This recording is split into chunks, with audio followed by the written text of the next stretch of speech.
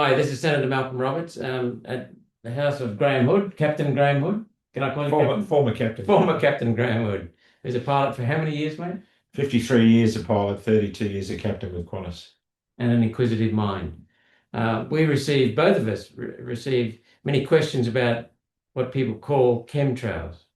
So we've had that in recent years. So I just want to ask Graham some questions, and I also want to put some points to Graham, and he can challenge me on them. Sure. Let's do it. So, Can I say something before we do? where you go, mate? It's your house. I just want to say, look, the material that we're going to present may upset some people, but whose whole life seems predicated on the existence of chemtrails.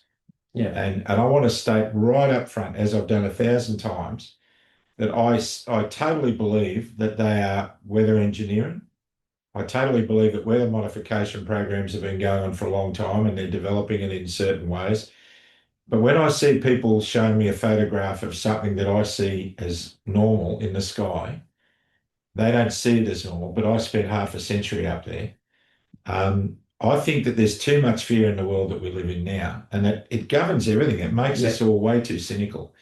And I believe that people who are fighting for our freedoms are as guilty as perpetrating fear narratives on others to control them as on the other side. So I want to make it clear. I'm not here to convince you that what you're thinking is wrong.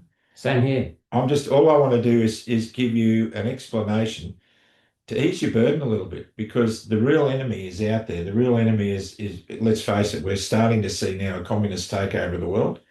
That's clear that that's happening. And all these things are distractions. So we've got to make sure we keep our eye on the ball. So the reason I'm going through this again for the 100th time is because it needs to be said, because there's too many people who are anxious to the point of distraction over what's going on in the sky. And I just want to add my 2 bobs worth, and I want anybody watching this to make up your own minds and play it how you see fit. That's fine. I'm not here to control you. I'm not here to persuade you otherwise. I'm just here to tell you what I know. What we want to do is stop people trying to control the population. That's exactly right. We're not in favor of control. We don't want to replace someone else's attempted control with our control. We just want to present some concepts for people to think about. Absolutely. And you took the words right out of my mouth. I'm going to use notes because we've got a lot of material. It's pretty comprehensive, and Hoodie doesn't know what I've got. He hasn't read them, so I'm going to pop them on him. But we've had a few constituents, and I'm going to not read them, but I'm going to go through the points one by one on my list, because that'll be the best way of making it comprehensive. Now, a few constituents, as I said, have been concerned about these and have contacted us. And mate, when you see what governments have done with tens of thousands of homicides in this country alone, with toxic injections forcibly injected into people, no real choice, and they're trying to kill people, it's willful ignorance or it's deliberate, but they're homicides regardless. Tens of thousands. Who wouldn't be scared that when you see something in the sky, it's not the government trying to pollute your lives? Who wouldn't be? I am 100 times more skeptical than I was 5 years ago about things. And that's natural. Healthy skepticism is good. But we've got to make sure we manage that, because otherwise they get control over us in much easier ways than we would let them normally. And that fear, as Hoodie said, and I agree, is understandable. Let me also point out the Bader-Meinhof effect. The Bader-Meinhof phenomenon, this is a definition I'll read out, known as the frequency illusion, is a cognitive bias where something recently learned or suddenly noticed seems to appear everywhere, even though its actual frequency hasn't changed. So this perception is due to your brain's increased attention and awareness towards that specific element. It's like getting another car, whether it's secondhand or new, you get a different model car. All of a sudden you start seeing that car everywhere. Exactly. Before you didn't see it. Exactly. Michelle's got plantar fasciitis at the moment, which is, a tearing of muscle structure under the foot. I'd never heard of that until now, and now everyone I meet's got plantar fasciitis. I mean, and I'm noticing it because they always had it, but I'm now noticing it because people are talking about it. Before it just didn't register. Didn't register, I'm also concerned, on the other hand, Hoodie, that many people in our communities cannot see the things that I've seen for many, many years. The UN Lima Declaration, which gutted our manufacturing. UN Kyoto Protocol, which gutted our energy sector. Paris Agreement, net zero. These are things that are real, and we have difficulty Well, we talked today about the Howard government and how they got control of farmers' land and stole it, and how they did it in a way that was. I mean, that's a story. That's a whole other show all in and of itself. Yeah. Agenda 21's Sustainable Development Goals. Yeah. So many people ridicule the notion of chemtrails in Australia. I don't ridicule the idea. Mm-hmm. I'm open to there being chemtrails in Australia. I have never denied it. Yeah. I won't say there are chemtrails in Australia because I haven't seen evidence for it. So I won't say there aren't any. I won't say there are some. I just don't know. And I think it's likely, highly likely, that the USA military are doing trials on these things. Absolutely. The USA military, the American military, have done inhuman experiments with drugs and chemicals that have killed army people and army soldiers in America, and they're probably doing the same with the Air Force. And a high proportion of what people claim is evidence that comes to us is from the Americans. Now, people may not know this, but I publicly invited anybody in Australia or anywhere in the world to send me evidence of these events in Australia. Mm-hmm. And I did that on the 13th of September 2022. Open invitation on my website, and on social media repeatedly I issued that invitation. And we have researched Civil Aviation Safety Authority. Yep. The ACT and Snowy authorities, the ACT territory government. We've researched the Snowy Hydro, Tassie, about cloud seeding. Yep. Freedom of Information, Parliamentary Library. We know that there's been cloud seeding in Tassie. Yeah, I nearly got a job doing cloud seeding when I was a young pilot in Tassie. We know that they've cloud seeded in the Snowy. We know that they've cloud seeded in the ACT, or at least talked about it. We also know that cloud seeding sometimes is from aerial craft, sometimes it's from ground-based cannons shooting into the atmosphere. Yep. So we've asked the Parliamentary Library to research the use of potential chemtrails. They have failed to find evidence. And if the Parliamentary Library can't find it, it's not there. They're fantastic. They're neutral from Parliament, so they're not playing games. We confirmed cloud seeding, as I said, ground-based and aerial, and most of the time it failed. Cloud seeding is expensive and it's not very effective. Snowy Hydro is currently exploring the use of it again. But once again, cloud seeding requires cloud to be present to be seeded. Yes. It's not to create cloud, it's to get the cloud to dump the moisture. And it does that by introducing microscopic nuclei into the cloud for the microscopic nuclei that's in there to fasten itself to. So you might get a particle of silver iodide in the cloud, which attracts maybe 4,000 little minute microscopic molecules of water, droplet of water into one droplet heavy enough to fall out of the cloud. That's what clouds. That's been going on since the 1950s. Mm-hmm. CSIRO were doing all that sort of stuff. Now, whether that's right or wrong, or whether it's good or not, that's debatable. But as I said, when I was a young sprog pilot back in the late 70s, I was offered a job flying a light aircraft around at low level, dropping silver iodide into cumulus clouds to get them to rain on drought-affected areas. I didn't get the job; somebody else got it. But yeah, I'm aware of that. That's been going on. But I reiterate, you have to have cloud to seed. Cloud seeding is not making cloud; it's getting existing cloud to drop the water. And while I don't respect CASA, Civil Aviation Safety Authority, me neither. They're the ones who have to issue permits. So if they're lying to me in Senate estimates, then I need proof that they're lying to me. I can't just accuse them of lying. Yeah. And I won't do that, not even under Senate privilege. I won't do that unless I believe they are lying. And I have not seen evidence to that effect. We've also known, Hoodie, that the British Air Force, the American Air Force, during the Second World War, used to drop pieces of aluminium. They call it aluminium chaff, long, thin strips of aluminium. Yep. Deliberately to confuse the enemy radar. Yep. So that's known. But that's not a chemical to drop out of the sky. That's a metal that they're dropping out of the sky. Tinfoil. That's right. Well, out of aluminium. Yeah. That's not geoengineering. We also know that crop dusting pushes out insecticides and fertilizers. That's not geoengineering. No, it's not chemtrails. We know that that's happening. That's been going on for eons as well. And we know that helicopter pilots in Queensland, southeast Queensland, are baiting fire ants. Well, that's a ridiculous notion, but they're not baiting fire ants. They're spreading toxic pesticides, insecticides around That's not geoengineering. We know that they're happening. Yeah. We don't like it, and we're doing what we can to stop it. It's still corrupted, and once Yes. again, government demonstrating it can't be trusted. Correct. Again. So there's no evidence to support chemtrails in Australia. I'm a senator for Queensland and Australia. I'm interested in what's happening in America and other places, but I'm vitally concerned with what's happening in Australia. And we cannot find, after extensive research, my office and I cannot find any evidence of chemtrails or geoengineering in our country. So if we, this from being a pilot, I know it from being an engineer and a mine manager. If I lied and did not do my numbers properly, people die. Yep. So same with you. So if we pursue unsubstantiated claims, it destroys my credibility for other issues. Yep. It wastes my staff time and my time. It wastes our energy. It stops us chasing real issues for constituents. It's a distraction. It's a distraction. Yeah. If there's evidence, though, I will chase the hell out of it. I've done that with climate fraud, and I keep doing it with climate fraud. I've done it now in my own time and in Senate time for close on 17 years. So climate fraud. COVID, I've chased that like a demon, and I still keep chasing it. Infant injections, environmental aspects and claims, water. Yeah. So let me now go through, Hoodie, and contradict me if you think I'm wrong. This is what people send us. What about all the patents, Malcolm? What about all the patents?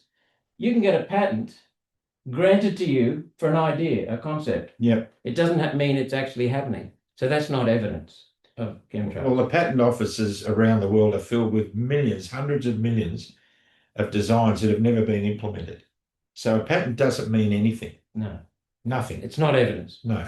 What about grant submissions and proposals for geoengineering to dim the sun because of climate fraud? That doesn't mean anything either. It's just a grant submission, a grant application. Why? Because they're in on the climate fraud and they want to get the moolah. They want to get the cash out of the climate scam. Yeah. Then I think this is a common one that people have sent to you. Pictures of clouds. Pictures of clouds. Or of a flight path on its own. Mm-hmm. That's it. That's not evidence of chemtrails. It's not evidence of geoengineering. No, and hopefully later on I can explain how those things exist and why they last longer than they used to. A storm is not proof of anything. A picture of a storm or a record rainfall or sub-record rainfall, that's not evidence of anything. That's just evidence of a storm. Mm-hmm. And Hoodie, this is something that I feel I think is very, very important. Nature absolutely dwarfs humanity. Yep. The amount of energy captured in the sky is phenomenal. The amount of energy required to lift a glider, a soarer, a pilot, a kilometer into the air, is just phenomenal. Absolutely. But they can have 10, 15 glider pilots on one thermal, and they're all going up in one thermal. Yeah. That amount of energy is incomprehensible to humans. Yep. But it's there. That's there in just a small part of the atmosphere, let alone the whole atmosphere. We lived in Emerald, a wonderful town in central Queensland, my wife and I, and there was Lake Marraboon, Fairbairn Dam, was getting close to being empty. It's a massive dam, and it's got only a small catchment area. And they were putting in place water restrictions. And all of a sudden we got a storm. 7 days, that dam was not only full, it was overflowing, half of central Queensland was underwater. Mm. There is no way anyone can comprehend the power required to take that much water from the Pacific Ocean, 150 kilometres inland, dump it in a small catchment area and flood our dam and flood the central Queensland. It's phenomenal. Nature is just so impressive. So we will have little chance of controlling the weather. But I'll raise that again. Hoodie, what about this one? Malcolm, there are United States in America where they are legislating against chemtrails. Wonderful. That's good. That's good. Wonderful. But we've got legislation here and in the United States against burning hydrocarbon fuels to produce carbon dioxide. That's all bullshit.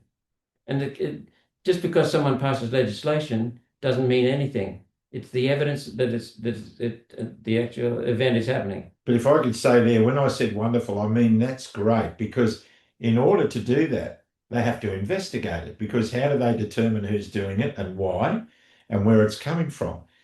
And if I think RFK said in the States the other day, they're going to look into the chemtrail phenomenon.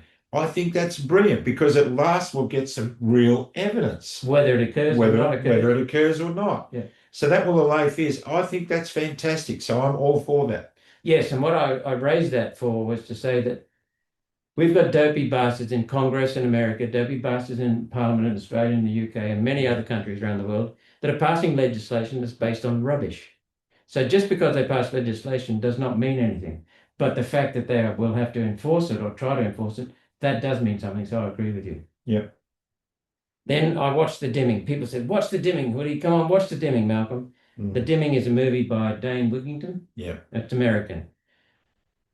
It's a 40-minute video. I lasted 20 minutes. It is just crap. There is no scientific understanding behind the production of that video. That's my view.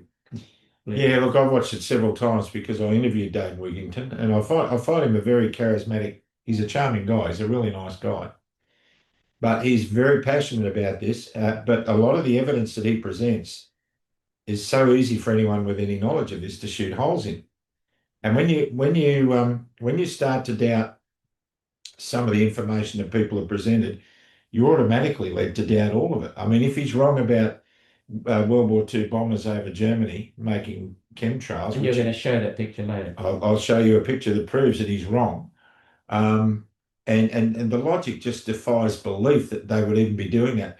The average lifespan of a bomber crew in America, the American bomber crew over Europe in daylight bombing range was 4 missions. They nearly all of them died. They just really copped it. I've been inside one of those B-17 bombers. There's no room. You can't swing a cat in there. They're not huge. They're only little. And they were scrounging for every ounce they could get to carry fuel to get them home and ammunition to keep the fighters at bay. The notion that they were up there experimenting, doing beta testing is laughable. And I presented a photograph taken from the front of the bomber squadron, which upset Dane Wigington when I interviewed him. It upset him because it destroyed his argument. And that photo will be included. That'll be included in this video for you to see for yourself. Okay. Let's move on. There's a video that I've been sent as proof, claiming to be proof. President Lyndon Johnson saying, "We are working on getting control of the weather." What he's doing there, he's doing what some politicians do. He's telling lies.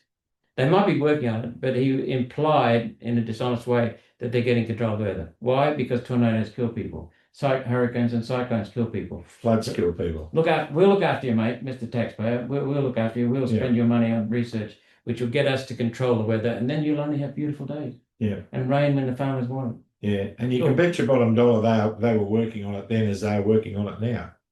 Yep. Weather events. I've been told storms, Lismore's rainfall in the 2022 flood. Jennifer Marahasi, who's a known climate scientist and very highly regarded, she also is a marine biologist. She's very, very objective. She said that the rainfall in 2022 around Lismore was less than in 1955. Mm-hmm. And in Brisbane, we've had floods in 2022, 2020 rather, 2020, 2011, 2022, 2011, and then they were small compared to 1974. 1974 was tiny compared to 1893, when we had 3 floods in one summer in Brisbane. And they were tiny compared to the 1841 floods, which were tiny compared to some of the earlier records in nature. Yeah, I was in the 1974 flood on the Gold Coast. We saw canal front homes just disappearing under the water. That was incredible back then. So floods are nothing unusual. Everyone should have heard of Dorothy McKellar's poem, "I Love a Sunburned Country." You get droughts, floods. And when we get a drought or a flood or a bushfire, people say, it's global warming. It's not. It's just life in Australia. And then you've got other people saying it's weather modification. So is it global warming or weather modification? So you've got two camps fighting one another. It's just nature. It's just nature. Yeah. So we have not seen any evidence of weather modification or chemtrails coming out of that. And then some people say, Hoodie, well, the water is contaminated. These chemicals are falling out of the sky and contaminating the water. Yet the National Water Quality Testing shows no chemicals other than the normal background trace chemicals that are at normal levels. Okay. Nothing unusual. There's been no spike. State governments and federal governments monitor these. There's nothing special, not nationally, not in any state, not in any region. So they're not tailoring anything. And then, mate, when I say to people, that's not evidence, we need this kind of evidence, which I'll go into in a little while, I get told, you're a turkey, or you're a F-wit, or you're a whatever. Yeah. Name calling and labeling is not evidence. So I just say, evidence, please, when they come back with me at that. Yeah, I've been called a baby killer by heaps of people. I mean, it's just, yeah, this is the thing that people have got to recognize too. If they who are doing this are doing this, then where do they live? What atmosphere do they live under? Yeah, Do exactly. they walk around in PBE? You know what I'm saying? Yeah. Why would you willingly go up and poison the atmosphere you yourself are living in? I mean, the atmosphere is being poisoned just by nature of us doing the things we do. But, you know, the climate has a way of dealing with all of that. It always has. Yeah. It always has. So there's nothing special going on.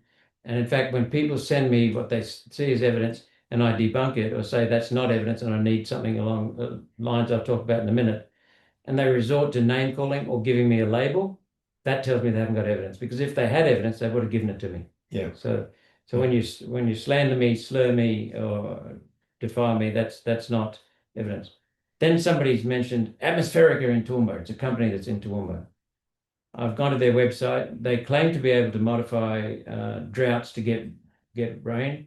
They claim to be able to one day or potentially, if you hire them, decrease the impacts of tornadoes in America. Now, I saw no evidence on their website.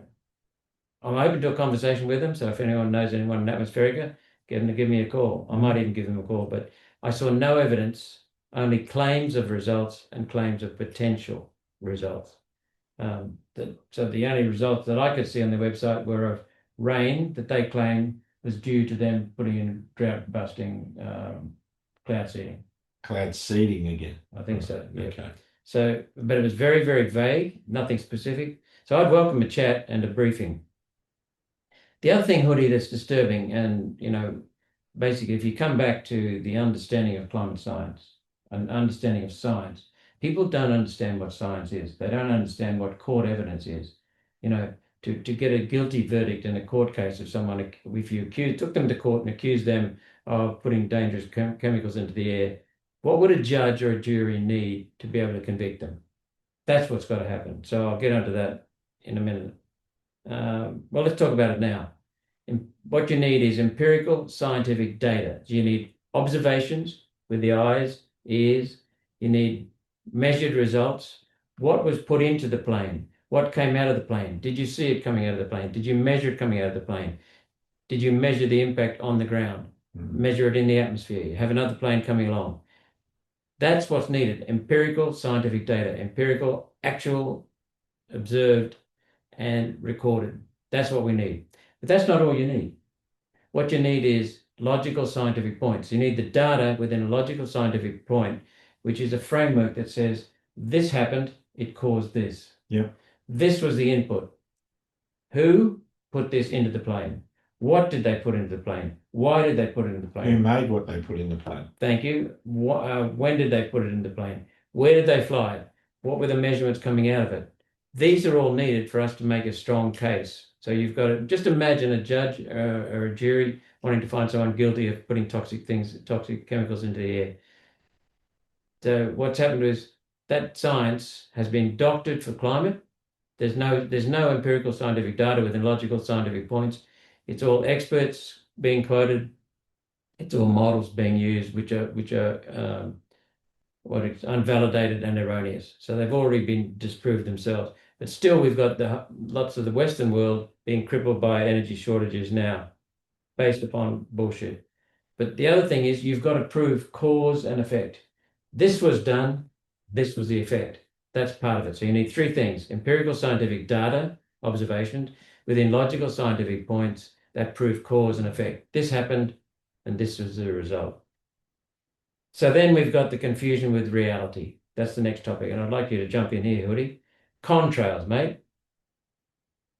What about contrails? Well, contrails is short for condensation trails. Condensation trails. Condensation trails. So, look, a lot of people have said, and we even talked with Christine, your wife, here today over lunch, and she said, when I was a kid in the 60s and 70s, condensation trails over the USA didn't last very long. They petered out. But now they're big, they last forever, and they spread out and they form cloud. She's right. And the reasons why she's right, I'd like to explain. You gave us a great explanation before. There you go. Well, there, and I'll be putting photographs up for people to have a look at. I've done this before, but some people may have seen this stuff. Back in the early stages of the jet age, when the Boeing 707 and the Whispering T-Jet, the 727, What's that, 60s, 70s, 90s? 60s, 70s, yeah. When they brought jet air travel into the world, the engine size of those aircraft was small by comparison to today. They were also what was called a turbojet engine or a low bypass jet engine. In other words, all the fuel was burnt to create the thrust through the core of the jet engine itself. So the more fuel you burnt, the more thrust you created, and the further you could go and the faster you could go. So the fuel came in, ignited, went out the back, creating thrust, which moved the plane forward. That's right. So the turbine engine worked like that, basically. That was very inefficient. So you'll see a lot of footage of 707s and DC-8s taking off from Mascot or wherever in the old days, and you see them on takeoff. You see these black clouds of soot coming out of the back of the engine. Products of combustion. Products of combustion. Very, very inefficient. Then along come the high bypass engines of today. Now, this is a Boeing 737. This is the aeroplane I used to fly in Qantas. The engines of today are that much bigger. Now, the Boeing 707, the first jet airliner, apart from the Comet, de Havilland Comet, which had small engines as well. What was the British Constellation that came on after them?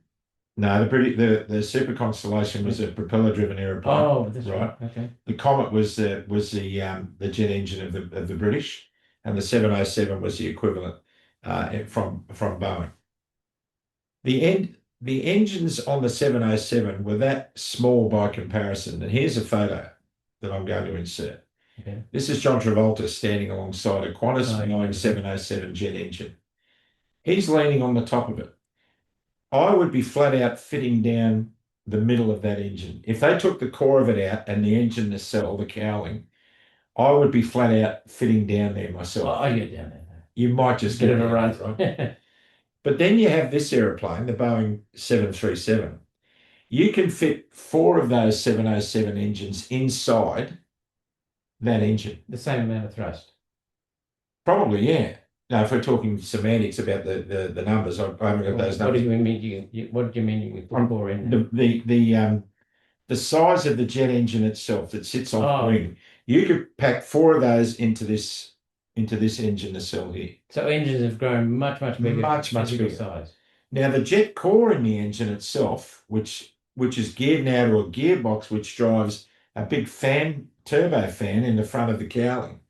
The turbo fan produces about 85% of the thrust. And the jet core itself, which used to produce 100% of the thrust in the early engines, is now producing some thrust to drive the aircraft forward, but most of the energy is used to drive that big fan.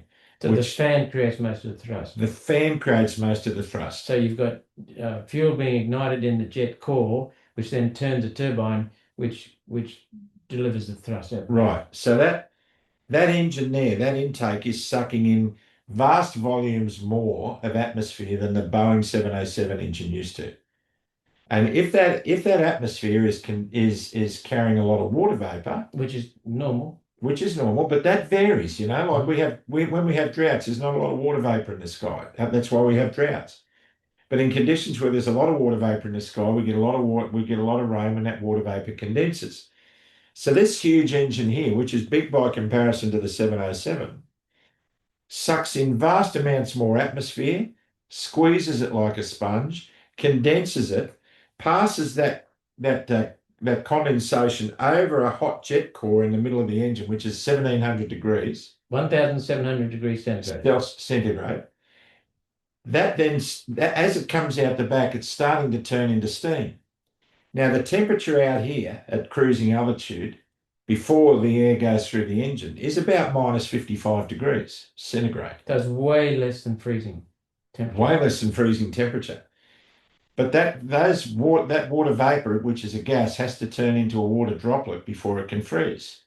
So when the engine sucks in all that atmosphere, squeezes it, compresses all that water vapor, then superheats it through past the core, then it comes out the back, it goes from 55, minus 55 here, passes through the core here, over 1700 degrees Celsius, and comes out the back through that exhaust pipe at the back, around that exhaust pipe at the back, and the temperature at that exhaust pipe is around 780 to 800 degrees. So coming out of the exhaust. Out of the exhaust. 700 That's how hot it is, yeah.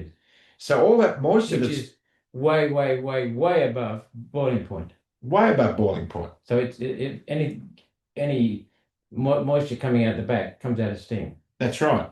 And then what happens is that That steam is superheated. invisible. Yeah, usually. Yeah. Yeah. So when that superheated water droplets come out the back, they come out the back in minus 55 degrees again, and they freeze into microscopic ice particles, crystals, and they form cirrus clouds. So cirrus cloud is composed of ice crystals. Ice crystals. Okay. And they're minute, and they're not dense enough to be able to travel to fall out of the sky. They remain suspended in the upper atmosphere. Mm-hmm. Right. And if they did, they would start to thaw and they would evaporate before they got anywhere near the ground anyway. So these engines, as a byproduct of thrust, are producing cirrus cloud. Right.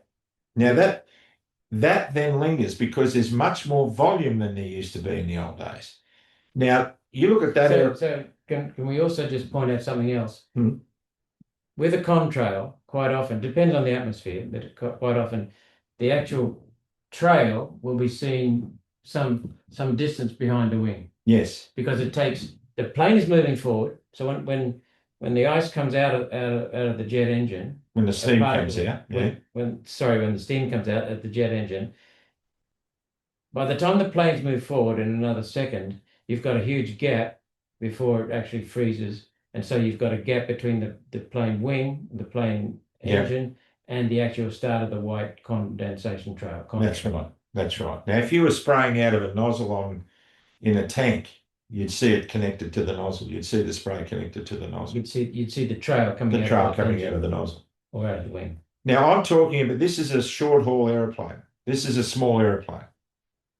A Boeing 777, which is one of the largest twin-engine aeroplanes around, and you've got the Airbus A330, A350, and other variants they're bringing out.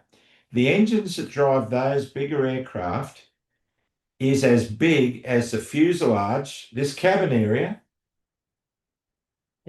in diameter. So the whole cabin can almost fit inside the core of the jet engine of a 777 or one of the larger Airbuses. And you're going to show a picture of that. I'll show a diagram of that. So basically, I could fly that fuselage, that entire cabin, down the throat of a 777 engine. Imagine the difference in production of turning water vapor into condensation through an engine that's that big. And then you get the A380, the super jumbo, whose engines are even bigger than that again. And here's a photo of a man standing underneath an A380 engine. And you can see for yourself, these new high bypass turbofan engines produce cirrus cloud as a byproduct of thrust. And the amount of thrust coming out of a modern large jet engine is many, many, many times greater than that, or greater than the early jet engine. Greater than the early jet engine. In the space of just 70 years, which is the lifespan of a man or a woman, we have come that far. Yep. So what's the consequence of that in what we see in the sky? Well, the consequence is that if you get the volume of air traffic that we have every day around the world, 38 million flights in a year? In a year, 38 million commercial airline flights a year, and they're pumping out all that kerosene, burning all that kerosene in the upper atmosphere, and they're turning moist air masses into cloud. That stuff lingers in the upper atmosphere, and yes, aircraft like these are producing cloud, but not in nefarious ways that people think. And another point you mentioned to Christine when she raised this was you said, off will go a Virgin flight. 2 minutes behind will go Jetstar flight. Oh, now you're talking about the patterns in the sky, right? Everyone says, what are these grid patterns? All right, so in an early morning, an early day start for me in Sydney, for example. Cold air. Cold air. If I was the first flight of the day out of Sydney, the curfew comes off at 6 a.m. And let's say here I am in my Boeing 737 taxiing out to runway 16 in Sydney to depart to Melbourne. And stacked up behind me in the queue is another, probably one of these, which is going down over Canberra towards Adelaide. And then there'll be a Jetstar one going down over Canberra towards Adelaide. There'll be a Virgin one going down over Canberra towards Adelaide. And then there'll be another Virgin Jetstar, whatever, going to over Canberra to Melbourne.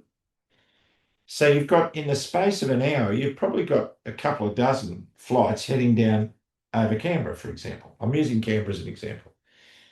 Now, the upper atmosphere that we fly in when we go north-south is generally moving across the sky from west to east. Heading for New Zealand. Heading for New Zealand.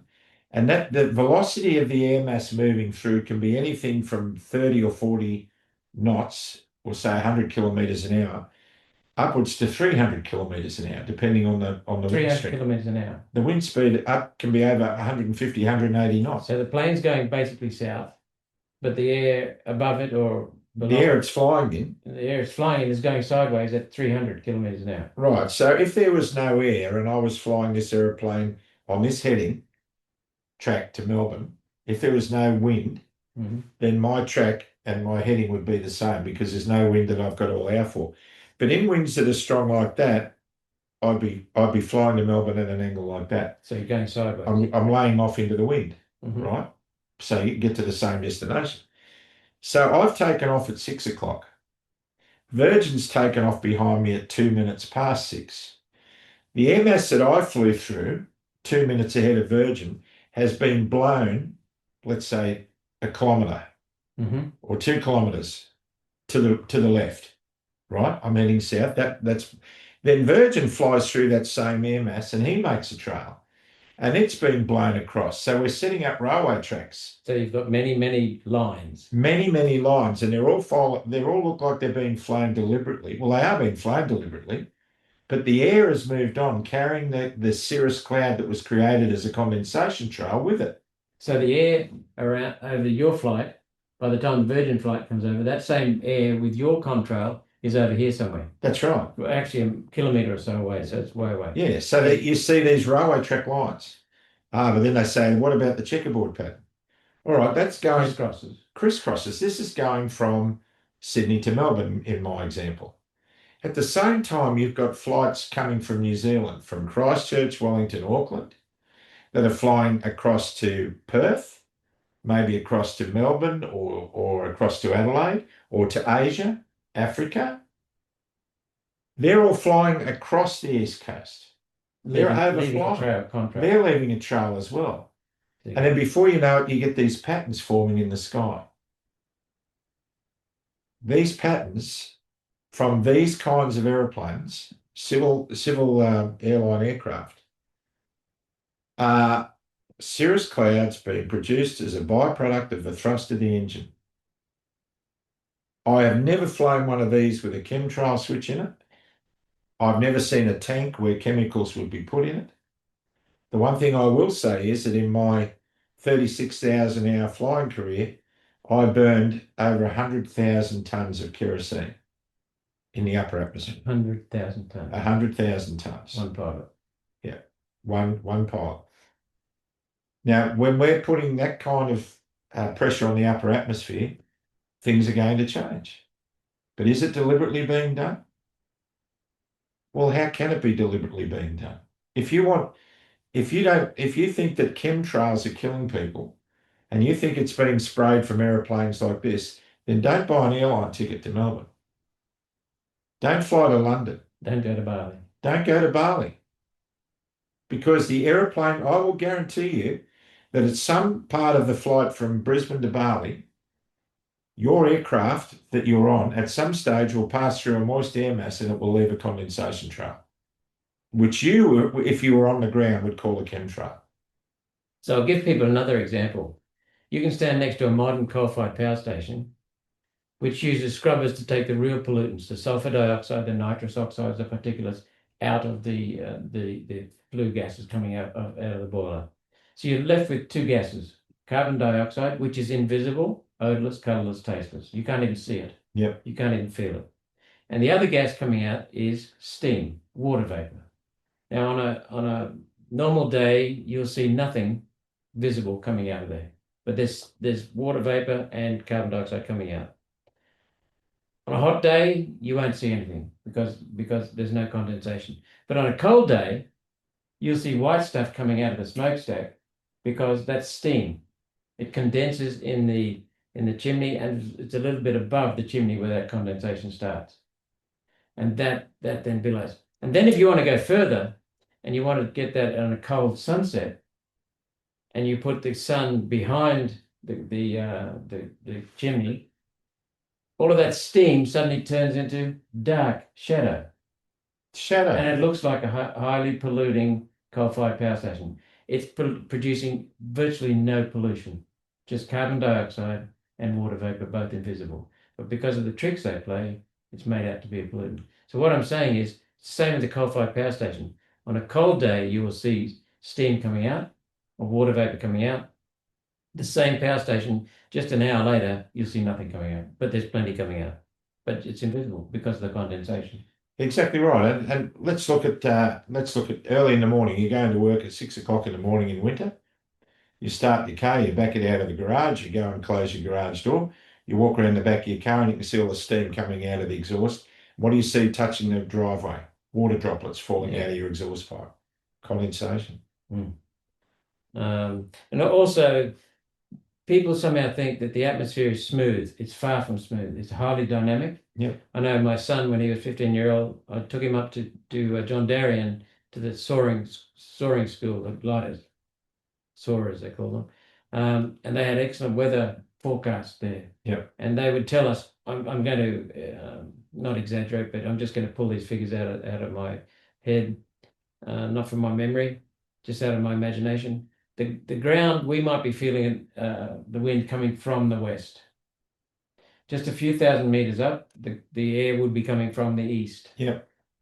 Completely opposite. A few thousand meters above that, the air might be coming from the north. Yep. A few thousand kilometers above that might be coming from the south. Yep. So you've got air going every which way, and all we can see from down here is that we can just feel the air is coming from the west. That's it. But it's coming from every direction. And then in each of those areas, each of those levels, you'll have a certain pressure, you'll have a certain temperature, you'll have a certain moisture content. Yep. And so you can see the complexity of the natural air environment.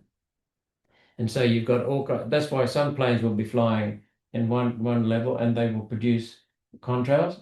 Another one on another level won't produce contrails. That's Is that right. plausible? That's exactly right. So people say the one without the contrails is He's not spraying. He's not spraying. The one with the contrails, he must be spraying because it's all one atmosphere. But it's not. Well, you've got to imagine too that if those aircraft are at the same altitude, there's a risk of collision. They're deliberately kept a couple of 1,000 feet apart. So the aeroplane higher might be making a contrail and the one lower isn't in an atmospheric situation to produce a contrail. And you mentioned contrails are the jet engine and also the airfoil over the wing increases pressure, and pressure, temperature and moisture content determine whether or not a contrail is formed. That's right. So, and I know that having been in river fire, seen the jets in river fire, what do they call them, Super Hornets? Super Hornets, yeah. They come tearing up the river, and we're looking down on these planes, these little Hornets, from a skyscraper, and they'll suddenly bank to go up over the Story Bridge. A beautiful sight. It's absolutely stunning. And these pilots just shooting straight upwards. And the moment they start turning, you start seeing contrails, moisture, coming off the shoulders of the engines. Yep. And bits of the wing. Yep. And that's because of the pressure. Pressure differential, which is causing compression and therefore squeezing the moisture out of the atmosphere. The vapor turns into water droplets. That's where you get those clouds forming on top of the wings. And then something else you told me, which is common sense, if you've got a wind coming this way and you've got a mountain range here, the wind has got to go over it and down the other side. Yeah, and that pushes up through upper levels. That whole thing, the whole system is constantly moving. So that will distort the atmosphere pressure, temperature, moisture content, Yeah. and that will so suddenly contrails will be there, absent, and there again. Right. So you've got these waves of varying temperature, moisture content, pressure. And if an aeroplane is flying through the valleys, it'll create a condensation trail, and then it looks like it's been turned off. It's gone through a trough into the rising air mass. There's not enough moisture, or the temperature moisture content isn't balanced enough to prevent condensation. And it looks like it's been turned on and off, on and off. It's like a boat going over rapids. Boompa, boompa, boompa, boompa, boompa. And it's the same. The atmosphere is fluid, Malcolm. It's constantly rolling. For example, well, gas is known as a fluid. it is a fluid. Water is not the only fluid. So there's a weather phenomenon. It's not really a phenomenon. It's called an occluded front. An occluded front is when a cold front and a warm front collide. Okay. Cold air is more dense or less dense than hot air? Cold air is more dense. More dense. It's heavier. Because it's colder, so you've got more air in it. It's more compacted, right? That's right. So if you get a cold air mass that's moving through and it brushes up against a hot air mass, the cold air mass is going to force the hot air mass up like a bulldozer blade. Yep. As the hot air mass rises, carrying moisture with it, it condenses, and you get these long lines of cloud front. You've seen photos of it. And the air, you can have two air masses side by side, different temperatures and densities and different pressures. Same elevation. Same altitude, that collide, and the warmer air, which is lighter and less dense, rises. It becomes more dense as it cools, and you get this upper level turbulence, and you get these upper level troughs and things like that they talk about. All these things are differing atmospheric conditions. Have you ever laid on your front lawn at home and looked up and watched different layers of cloud? You'll see one layer of cloud going one way and another layer of cloud going the other way. That's what it's like in the upper atmosphere. That's why when we're moving around from one place to another, we're looking for areas with the least amount of headwind to give us more fuel efficiency and get us to the destination on time. And we're going to vary all over the place depending on where the weather conditions are. It's all so variable. And there's no rhyme or reason to it because it varies. Now, here's the thing I often hear, and I bet you do. You'll see chemtrails, and 3 days later you get rain. So they must, right. So people are assuming that what they call the spraying has brought on the rain. It's not, it's the other way around. What's happening is that the engines that are passing through the sky, creating the condensation, are letting you know that there's a moist air mass coming. So they're going through. So one day there's no condensation trails. Next day there are condensation trails because the moisture is coming, and the moisture doesn't come in one hit. It builds up gradually. All right. So yeah, it's like a pressure wave. It's like a bulldozer pushing soil along. If you pushed a bulldozer through a sand dune, you'd start to see ripples in the sand way in front of it that were small, and then that would get bigger and bigger and bigger. So these air masses move through, they're dense, and they push the air along, and they condense it. So the dry air is being forced up against the moister, colder air, and the moisture level builds up gradually. So when there's a level of moisture in the atmosphere that's going to support rain in the future, you can always tell whenever I was going camping or anything, if I was flying the day before and I was seeing a lot of contrails, I could virtually guarantee that I was going to have a wet camping trip. There you are. You heard it from the expert, weather forecasting. That's Hoody's weather forecasting. So that's an indicator that moist air is coming. So rather than it being contrails that cause rain, it's moisture causing the contrails, which is warning you that there's more moist air coming, and it will rain. So so they've got cause and effect reversed here. Yeah. And see, I can understand why people get really confused about this and anxious about it. We didn't get anxious about this sort of stuff decades ago because we trusted government. We trusted everything. Now we're cynical about everything. Nothing makes sense anymore. But we've got to make sure that we're not being distracted, and we've got to make sure that we can fix the things we can and not get hung up on the things we can't. And the point that you told Christine and myself about the amount of aircraft flight travel increasing so dramatically, and the jet engines becoming so much more efficient, but at the same time much more powerful, means there's a huge increase in the amount of kerosene being burned.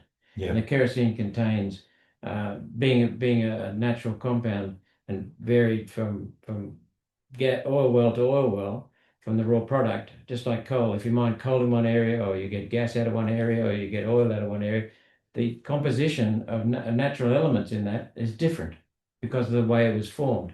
And so you've got trace elements in kerosene, jet fuel, that vary from time to time, but you'll always have not just hydrogen and carbon atoms in the hydrocarbon fuel, which is kerosene, but you'll also have various other elements in there, including metals. Well, exactly right. Now, one expert in America has given evidence to the Congress. He is very much a weather engineering guy. He and Dane Wigington were sharing the same platform. They were of the same belief. But he started to smell a rat in the cheese factory, and he wondered why some of the stuff didn't add up, you know. Jim Lee is his name, and we interviewed him. We've interviewed Dane Wigington on Club Grubbery, and we interviewed Jim Lee separately, just as well, because I don't think they get on. But Jim had an analysis done of kerosene soot. So he was doing the scientific approach, getting the data. He was getting the data, and he had found, and there's a video link I'll put in this for you, where the interview, where he shows graphs and scientific data. He found that there were trace elements of aluminium, barium, and strontium in the soot from burnt kerosene. Natural untouched jet kerosene. Yeah. So you can make up your own minds about that. All I'm saying is we've got to look at what data we've got, and Jim Lee actually presents data that's scientifically proven, and he's taken it to Congress, and he's leading the charge. He wants weather modification ended. He wants it all stopped, but he's taking a different approach. He's basing his approach on scientific research, proper scientific research backed up by data. Empirical scientific data. Empirical scientific data. So it's well worth comparing Jim Lee to Dane Wigington in their approaches. Both of them are lovely men. They're both good men. I didn't agree with Dane Wigington, but I like the guy. I like the cut of his jib.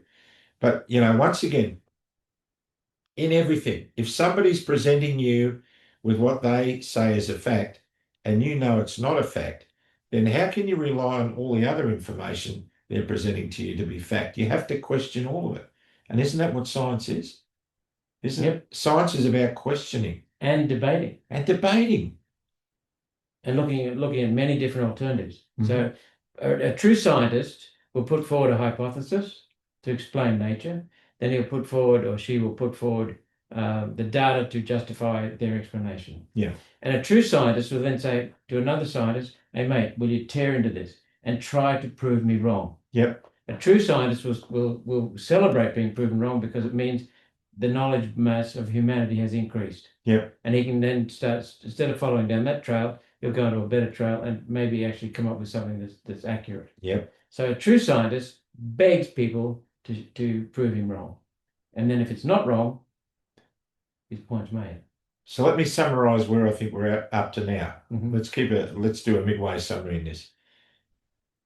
Condensation trails are real.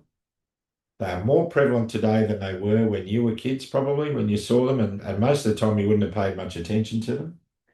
They are changing the weather in the upper atmosphere, but by the sheer nature of the fact that they're producing bulk amounts of cirrus cloud, which is a byproduct of jet thrust.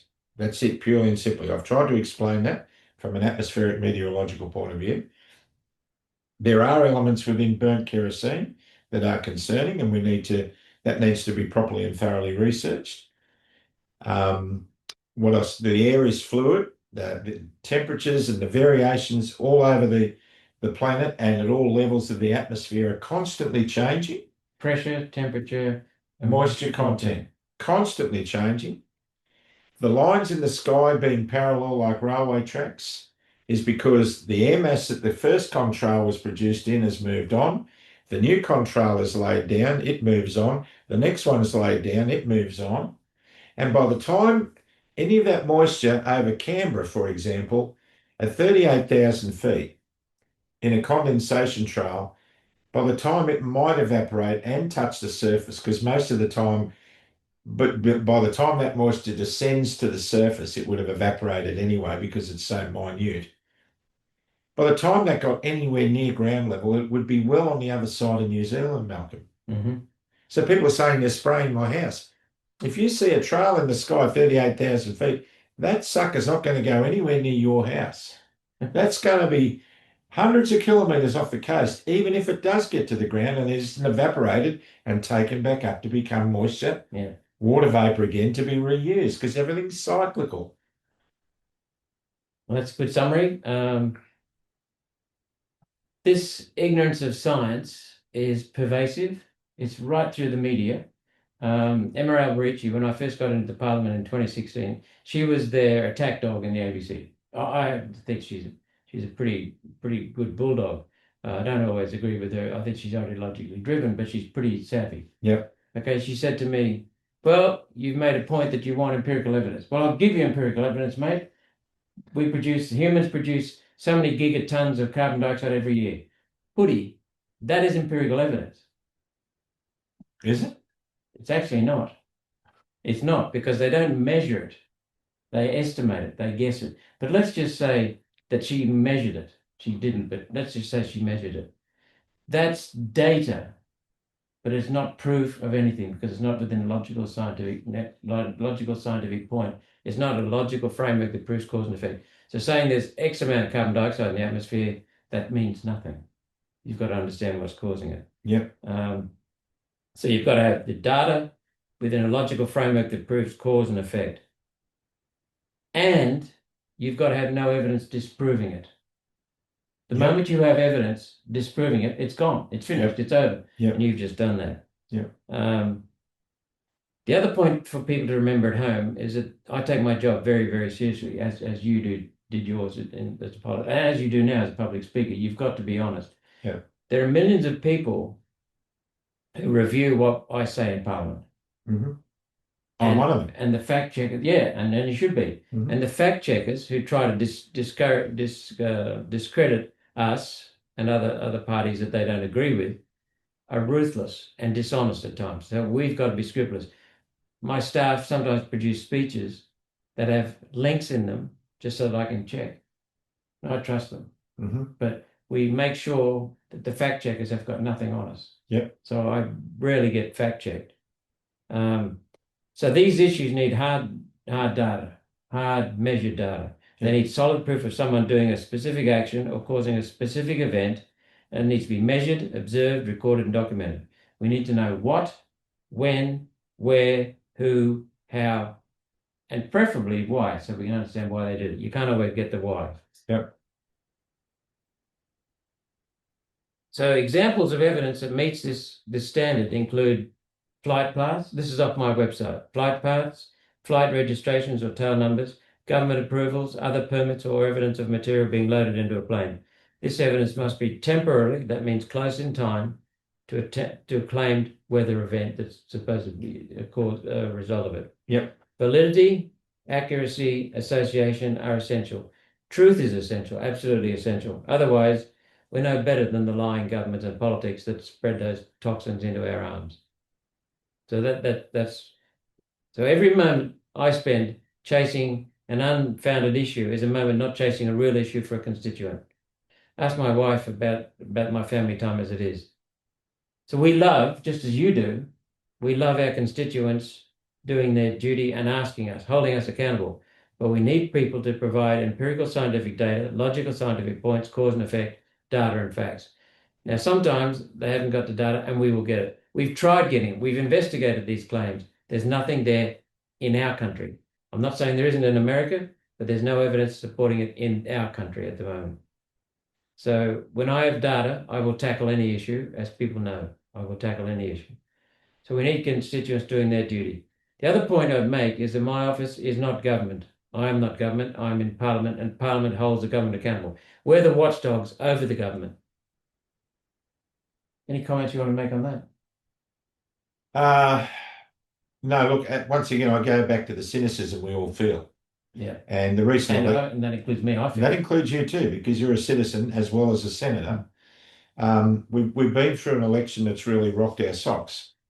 And we're starting to feel the pressure of having I'll edit that.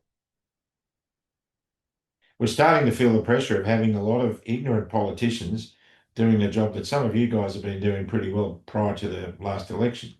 You know, we had a whole bunch of senators in there that were doing a great job flying the flag for us all.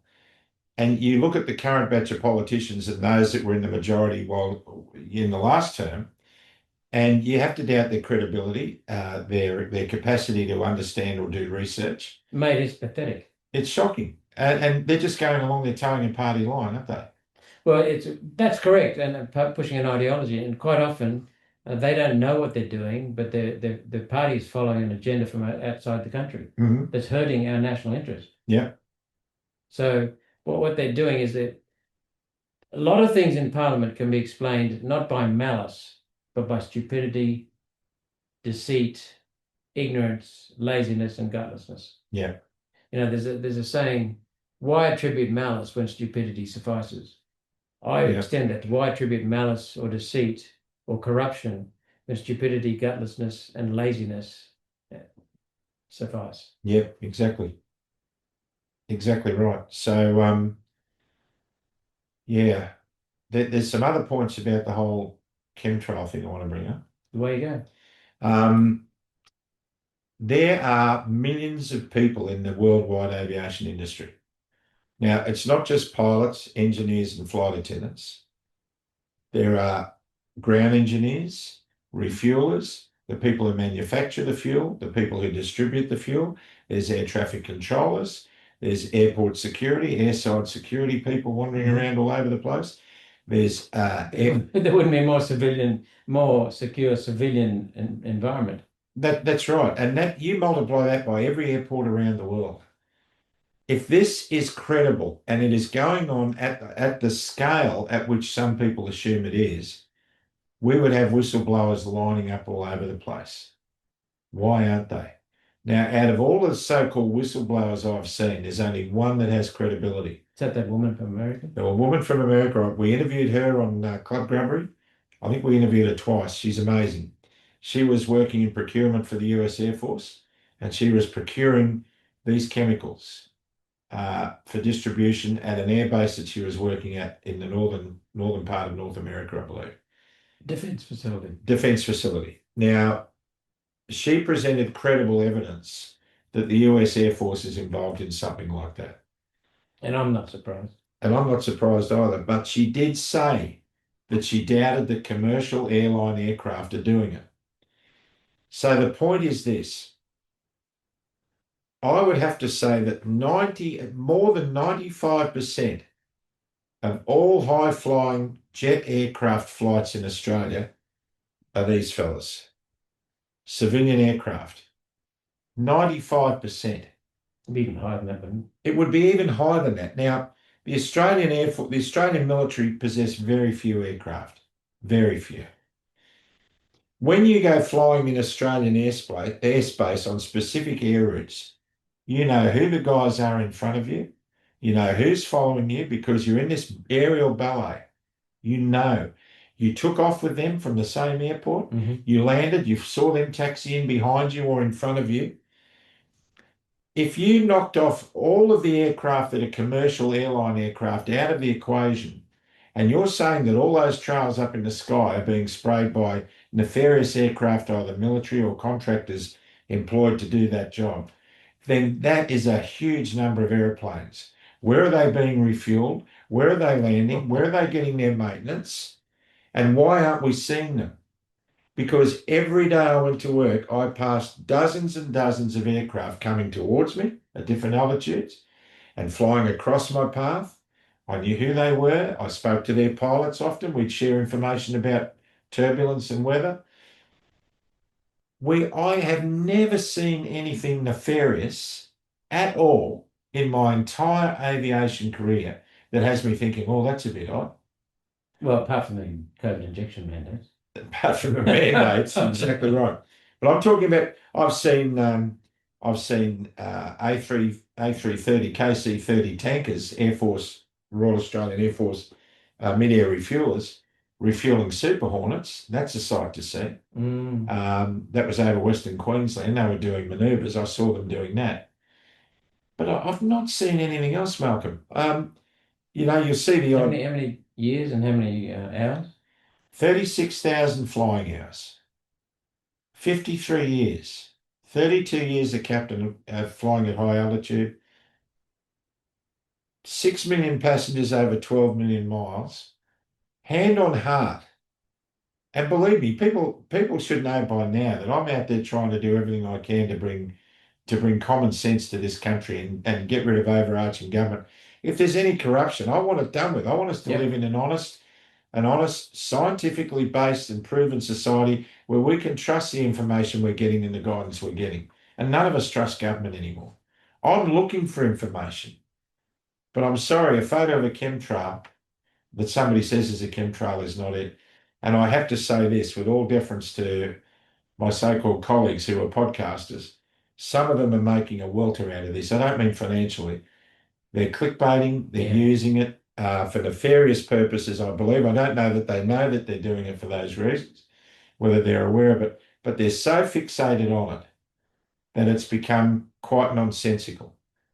It's distracting people not only from everyday life, but from the real issues that we need to be on top of to confront. There's a train coming, Yep. Malcolm. We know what's coming. We know what the globalists are trying to do. We know that we've just elected a communist government for probably another 3 terms because the liberal opposition was so feeble that it will take decades for it to recover. Probably we are condemned now to a Marxist socialist government, which is spreading around the world. That's the big issue we're fighting. The things that we're arguing over, even COVID, even the COVID mandates and the COVID so-called vaccines. They're a beautiful distraction for what the globalists are trying to Yep. do. While we're all fixated on the background noise, they're carrying out their agenda like there's no tomorrow. We've got to focus on what we can fix. The Serenity Prayer says, God grant me the serenity to accept the things I cannot change, the courage to change the things I can, and the wisdom to know the difference. We've got to cultivate all those 3 things. And the amount of time I spend defending my position on condensation trails, having admitted I believe that they're weather modifying, I believe they are, but just saying, hang on, that's not what you think it is, because I know you're worried about that, because I used to make those trails in the sky, which were condensation. My whole thing is about getting people to chill and, let's stay sensible and rational. John Larder's with me on that. I'm with you on that. That's right. This is what we want to do. So let's not get carried away. Look, the amount of argument over what the shape of the earth is. This flat earth argument. Did Neil Armstrong walk on the moon? Even 9/11. All those things are incredible distractions that take us off the game. To me, I don't even think that Neil Armstrong didn't walk on the moon because he was my hero. Well, didn't an Indian spacecraft? An Indian spacecraft has photographed the surface of the moon and they found 3 Apollo landing sites. 3 Apollo landing sites. Yeah, Apollo landing sites. You can see where the base of the lunar module was left behind when the lunar module left to go back up to the command Well, module. that's pretty reassuring. Well, yeah, but there are people out there who are going to say that was fake. But, I'm not here to tell you that it was or it wasn't. All I'm saying is I don't want to be distracted. I don't want to be distracted with the mouse in the corner of the room while there's a gang of thugs breaking into my house in the bedroom. And correct me if I'm wrong, but what you're also saying is that people who are going off on some things without evidence are guilty of distracting us from the real thing. Exactly right. They're almost, what's that false opposition? What's it called? The Hegelian dialectic. No, Stockholm syndrome. no. They're saying this is the real thing over here, when the real thing is over there. They're distracting us. They're sucking away our resources, even if it's through ignorance. Sometimes it's deliberate to keep us away from the real agenda, which is global control. Global control. That's the real agenda. And some people will say, well, chemtrails is one of the ways they're doing it. But you got to look. You've got to get the evidence. you've got to get the evidence. And if your car's blowing smoke all the time and you keep putting additive in the oil, you're in denial. What you know in your heart that you're going to have to get a new car or put a new engine in or get the rings and bearings done in the thing. All you're doing is by living in denial, you don't even know that you're lying. Don't even know I am lying. That's the terminology for living in denial. And we're all caught up in it. It's so easy to be distracted. But some podcasters who have no experience in upper atmosphere work, they don't understand meteorology or anything, are saying things like, "Oh, look at that mongrel up there spraying me. He's at super high altitude." And I look at the video and I say, "No, he's not. He's at 20,000 feet. He's not at super high altitude." What qualifies that person to say that that aeroplane's at super high altitude? Where's the qualification? How can you tell by looking at a You plane? can't. You can't. And then you've got all these things that are not only distracting, what they're doing is making us all look like a gaggle of fools to people who we need to wake up. We need our country to wake up. But these arguments that we're having about things, nefarious things like this, only detract and make us look stupid in front of the people who are just coming to life now. We've got to bring everybody on a journey with us. Can I summarize what you just said? Yeah. What I interpret, what you're saying is that if we all just follow people who don't provide the empirical scientific data within logical scientific points, then we're getting distracted potentially. Yeah, we are. And then we're missing the real issue. Yeah. The other thing I would say is that the number one entity that is guilty of avoiding the use of accurate data is the government. The government, believe me, in Canberra, when people run a small business or a large corporation, they run it based on the data. This may not surprise you. It may surprise you. It certainly horrifies me that the major decisions, major legislation, the major policies that are made in Parliament House in Canberra, and particularly by the governments of Labor and Liberal, are not based on data, and quite often they contradict the data that's actually real. They don't give a damn about it. They do it based upon ideology, based upon emotions, headlines, getting votes, conning people, looking after their vested interests, looking after their mates, their donors. That's what's driving this country. So don't follow them. Instead, get the data, and think about what you're doing before you send it to us. Think about what you're accusing, because you could be distracting and helping these bastards destroy our country. That's what the responsibility is. Would that be a fair summary? That's exactly the way I see it. And we've all got a responsibility to make sure that we do that. I'll do my bit in Parliament. And we'll do the best we can to get the information out as we see it, but we're going to make sure it's credible and logical. And I'll go back to a Club Grubbery's mantra is we've got to stay on target, we've got to stay disciplined, we've got to stay rational, and we've got to win people across gradually. You don't go into somebody's bedroom and throw a bucket of ice water over them and expect them to wake up and join you in conversation. They're going to be angry. We've got to do this carefully, logically, systematically, and in a disciplined way, so that people can see that they're not the first thing they're going to think of is that we're all nut jobs. Yes, and the people who are watching this, who are in the freedom movement, if you want to call it that, who are awake to what's going on in government, you're small in number. You are very small in totality of numbers. What we have to do is exactly what Hoodie just said. We have to wake up more people. You're not going to wake them up by hurting them, by insulting them. You're going to wake them up by slowly revealing the facts based upon hard data. Got another question for you. Sometimes, then we'll wrap up. If you want to wrap up. Mm-hmm. Okay. Some people send us evidence of flight paths with very short radius curves down the bottom and up the top. You mentioned something to me about that, impossible to do for a large craft. Well, yeah, I was a crop dusting pilot when I was a young fella, and yeah, I know. You're insane. I know. But you survived, so you can't be. That's right. So an aeroplane, a big aeroplane that moves at speed, requires a fairly large area to turn around in, a turning radius. Because if you tried to turn this thing on a dime, I can tell you, where are we? If you tried to turn it on a dime, you'd have to almost roll it over on its back and it would go in like that. So it's impossible. It's impossible. The only kind of aircraft that could do a really tight turn like that is something that's almost aerobatic. And you're talking about a light aircraft that doesn't have a great deal of momentum that can do, excuse the language, a split-ass turn and come back down and fly along its trail. That's what we used to do in crop dusting. You used to have to pull up like that, do your turn up high, come back around and fly back along the trail that you left to put an even spray of chemical over the crop, which was another disastrous thing to do. Any aeroplane that is that small to be able to turn in a radius like that is not going to have the carrying capacity to be spraying anything. Yep. It does not have the capacity to spray anything that's going to be measurable. Well, it sprays crops, but it's not going to have the capacity to spray the volume of material that would cover a large area. No. So it's impossible. That's right. And some of those diagrams that I've been sent have been doctored. So there are mischievous people out there who are playing games. Like there are photos. This is what I want to talk about. Some of the photos. Yeah. Right. There are photos of pilots sitting in the cockpit of a jet, like a 737. In fact, it was a 737 because I recognised it. And they had patches on their shoulder that said Chemtrails Squadron.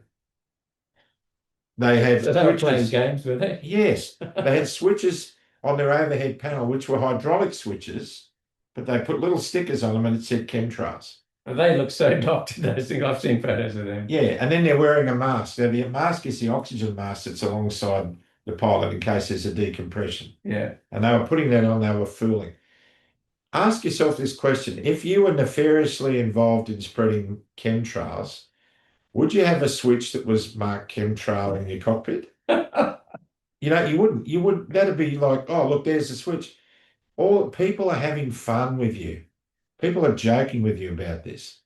And I've come back to, I've only seen one credible whistleblower that has me concerned about some activities. And that's from America. Yeah. Now, some of the photos that have been presented by one very popular broadcaster on geoscience, and there's two prominent ones. There's Jim Lee and Dane Wigington. Dane Wigington, I'll use his name. He presents a lot of photos, as I said, of Boeing B-17s over Germany during World War II doing daylight bombing raids. Those aircraft are tiny by comparison. As I said, they wouldn't fit. You couldn't fit anything in there. They, when they lost an engine, they were jettisoning guns and ammunition and material overboard to lighten the load to get home. He had a group of photographs showing all these trails coming off these bombers. The crews on those bombers hated the trails, the condensation trails, because it led the fighters and the flak gunners right to where they were. And if you look at some World War II footage, you'll also see oncoming German fighters coming at these bombers in hundreds. And you'll see them all leaving little condensation trails behind them. Wigington said the B-17s were doing the testing of the spraying back then. And he showed pictures of these B-17s from behind. I found a library photo taken from a tail gunner on a B-17 looking back at the fleet that was leaving the condensation trails. And Malcolm, I'll include that photo here now. It clearly shows that the condensation was coming off the tips of the propellers. Oh, that photo you showed us. Yeah. And it's spiraling around the engine as it's going backwards like a corkscrew. And as it gets off the back of the wing, it's all mixed together and it comes out looking like one solid trail. It looks like solid wide trail. Wide trail, but they were minute, narrow trails coming off the compression off the tips of the propellers. And one very thin trail coming off the wingtip. Off the wingtip. Because that's just where the pressure is. That's right. Now, when I showed that photo to Dane Wigington, he was clearly agitated. He didn't like it. Disproved it. Well, it disproved his theory about the B-17s. Clearly it did, because there's no way they'd have a spray nozzle coming out of the tip of a propeller. And a wingtip. And a wingtip. So those photographs disprove. Other photographs on some of these sites. Angela Merkel and I think Macron or one of the French presidents standing inside an aircraft with all these tanks in it. People are saying there they are, they're really proud of themselves, they're getting ready for chemtrails. Let me tell you, I want to explain what that aeroplane is. I have been inside that aeroplane. I did part of my training for a new aircraft type in Toulouse in France where they made Airbuses. And we were touring the airport. I sat in a Concorde that they developed over Oh there, and man, that would be. it was great. And we walked on board this aircraft because we were being shown the engineering standards used by Airbus to produce a top quality product. Because Boeing dominated. Boeing And dominated. the Airbus from Europe had to take over some of that market if it was going That's to. right. Yeah. No, and that's why Boeing's in the mess of this today, Malcolm, because they tried to catch up with Airbus and they took too many shortcuts to try and get market share back from Airbus. They took way too many shortcuts. That's why Boeing's in a real mess. Now, every new model of an airplane that comes out, and that one was an A330, a wide-bodied passenger jet with two big engines. Every new model that comes out, they produce about 6 prototype models which they use for testing. They never ever see airline service. They virtually test them to destruction to prove what their capabilities are, to understand their performance characteristics under different circumstances. The photo of Angela Merkel in an aeroplane fuselage with all the rows of tanks where the seats used to be, that's a test aircraft that was used to go up to test the handling characteristics of that aircraft at high altitude and its performance characteristics with differential weight forward and aft. In the old days, So they'd shift the water around through the to tank. mimic different payload distributions. That's it. In the old days, engineers used to go up on these test bed aircraft and they move sandbags that weighed 77 kilos because that's the average weight of a human being back then.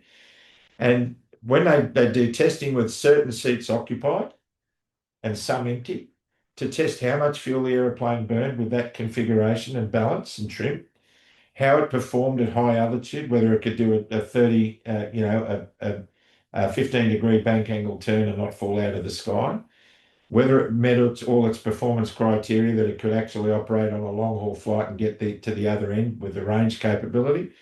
All this stuff has to be determined by testing, upper atmosphere testing. To get the data. To get the data. Here we get back to the data again. So it was dangerous for engineers to be in the sky 30,000 feet moving sandbags from one place to another, because there were a couple of instances where they got it wrong and the airplane crashed and everyone was killed. So they developed a way of putting stainless steel tanks, no, aluminium tanks, because they were lighter weight, in each row where the seats were, and they had a volume of water that mimicked the weight of a person in each tank. And when the engineers had done testing with, say, 2/3 of the airplane filled a certain way, then they would say, right, now let's trim the airplane so we've got most of the passengers sitting towards the back and a few at the front, and they transfer the water accordingly. Just like pumps on board that the pilot would control. Not the pilot, the engineer. aeronautical engineers, the test engineers would do that. And then the pilot would fly certain parameters given to him by the test engineers so they could record the data to give the performance criteria. No chemicals in those tanks, folks. It's just water. And Angela Merkel and Macron and the other presidents from the European Union would have been on there as a publicity shot to say, see what we're doing to take the market back from Boeing to put European planes on the map. Exactly. That's exactly what they're doing. I've seen photos of a jumbo jet at about 30,000 feet dropping this massive amount of water out from underneath it. People say, what's that? Well, the jet that was there was a 747 and it was in the old livery that it used to have before when it had its previous life, Evergreen. Evergreen was a freight operation out of Asia. Those aircraft, when they were sold or mothballed, were taken to companies that converted them to firefighting bomber aircraft, right? When they passed this certification, they were then painted red and white in the colours of the company that operated them. Before they could do that, they had to do certification trials to make sure that the new water dumping data for the firefighting worked correctly and that the airplane flew correctly and wasn't thrown out of trim when it dumped water. So they'd send this airplane up after all the modifications had been done before the paint job, send it up, they'd have a chase plane flying along filming it, and if anything happened, they could review the footage and see what happened if the plane didn't perform properly.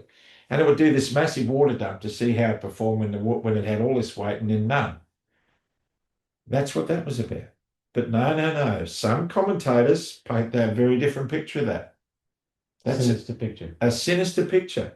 So innocent pictures are being misconstrued deliberately to cause fear, to get people to panic about stuff that they need not be panicking about. I come back to what I said at the beginning. I believe that weather modification is a thing, but I believe we're terrified about things that are not what they seem to be to us. Yep. Anything more you want to say? No. Well, I'll just finish off. I have 7 wonderful staff. They're very dedicated. We cover Parliament, research government legislation and other legislation. We do Senate estimates research. I'm the best prepared senator there because I've got such wonderful staff. We prepare speeches which require a lot of research sometimes.